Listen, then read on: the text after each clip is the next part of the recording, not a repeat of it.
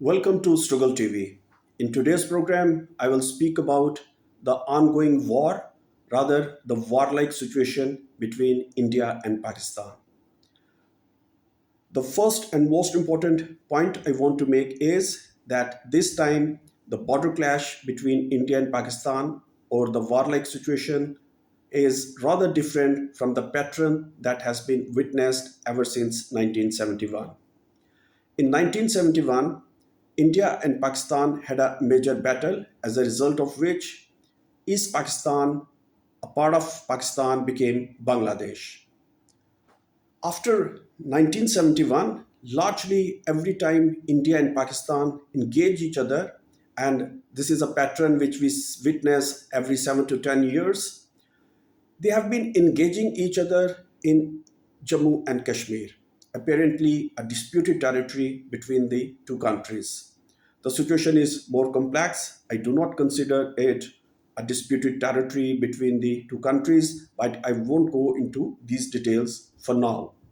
However, it is important to note that all the major battles or kind of border clashes they have been witnessed ever since 1971 in Jammu and Kashmir. This is for the first time India has brought the war to the border between Pakistan and India.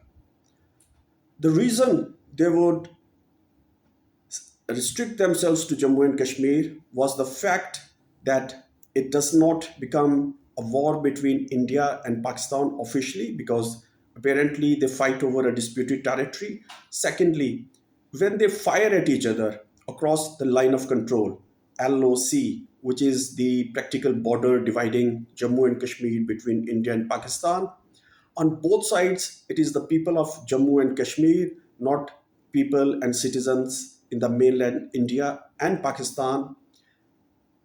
As a result, the fallout is very different, especially when the Muslims in Kashmir and partly Jammu are killed during the Pakistani firing. The mainland India, especially under the sway of Hindu Taliban, as I would call them, the Bharatiya Janata Party, which is the main political force and a hegemonic force, unfortunately, for a few decades now, they do not bother. Likewise, when the people of Jammu and Kashmir on the Pakistani side are killed, the mainland Pakistan does not really care. However, this time the war has been brought to the border between India and Pakistan. Hence, it is very difficult to say how it gonna turn out. There is a huge possibility that this war may escalate into rather large scale. I would say a nuclear war at this stage, which is very difficult to predict. But once, as they say, the war has been started, nobody can predict. Definitely, one prediction can be made and one analysis can be offered that already this is a departure from the pattern that has been witnessed since 1971. One may say, even in 2019, when there was another similar kind of attack in India, India attacked parts of Pakistan, mainland Pakistan, but they violated the border or the airspace through Jammu and Kashmir. Hence, for the first time, we can see missiles have been fired, drone attacks have been launched against Pakistan on the international border between the two countries. So, this is very scary and very important development to note for those who really want peace in this region. The ongoing warlike situation or the war between India and Pakistan also belies this myth that the two nuclear states do not go to war. This long held myth and promoted by certain self styled academics is proving false. Actually, it was already proving false in the 1990s. Even in 1999, India and Pakistan they engaged in a rather low intensity war at Kargil, which is part of Jammu and Kashmir. And as I said earlier, that previous decades the wars have been fought between India and Pakistan in Jammu and Kashmir ever since 1971. Thirdly, I want to point out that the governments on both sides in India and Pakistan, they really wanted this kind of war-like situation or a war. I won't say there was any conspiracy, any underhand deal between the two states and the two countries, because that is rather impossible given the relations between the two states. But objectively, this is what happened. Before the Pahalgam terror attack, Prime Minister Narendra Modi, he was really besieged. Trump had imposed high tariff on Indian imports. As a result, there was huge criticism on the Modi government and opposition in particular and sections of alternative media. They were demanding that Modi should also impose tit for tat tariffs on the US imports. Modi was silent. He was not able to do anything. And perhaps this was the first time in few decades actually then BJP had no narrative to offer. BJP has been very good at diverting the discourses in their favor. They always had one crazy discourse or the other which has massive appeal for the Hindu majority that they appeal to. Likewise, in Pakistan, the government was really unpopular. There are many reasons I cannot go into detail, but once India was able to, or India launched its drone attacks and missile attacks, first missile attacks on the night of May 6th, the military, which is the actual ruling party in Pakistan, really seized the opportunity to revive its popularity and revive its hegemonic position in the social base where it has traditionally enjoyed sport in Pakistan.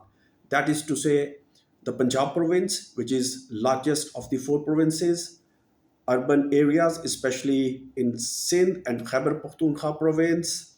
Likewise, most likely within the rank and file of Pakistan military itself, because after the rigged election almost a year ago, the rank and file in Pakistan military itself, lot of veterans, they were supportive of the former Prime Minister Imran Khan, who is sitting in jail, and many thought that the present military leadership, which brought in power the coalition government led by the Sharif dynasty and Bhutto dynasty, they actually betrayed the promise of a corruption-free government, a government which is patriotic and so on, because Imran Khan himself was promoted by the military from 2012 onwards.